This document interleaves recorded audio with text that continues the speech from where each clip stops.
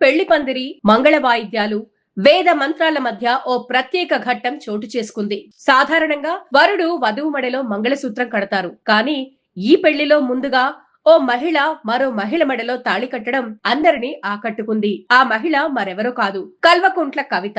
రాజకీయాల్లో కవితమ్మగా గుర్తింపు పొందిన ఆమె ఈ వేడుకలో అతిథిగా మాత్రమే కాకుండా ఆ కుటుంబంలో అక్కగా మారి ఆప్యాయతను చాటు చేసుకున్నారు.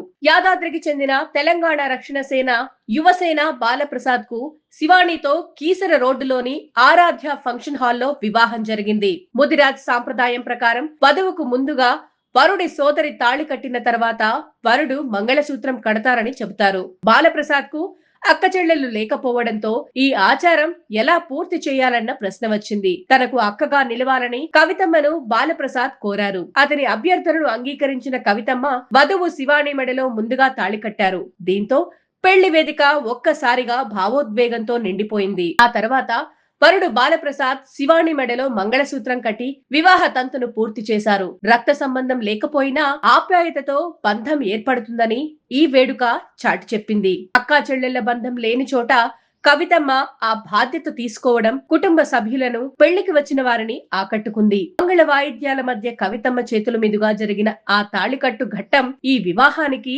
ప్రత్యేక జ్ఞాపకంగా నిలిచింది.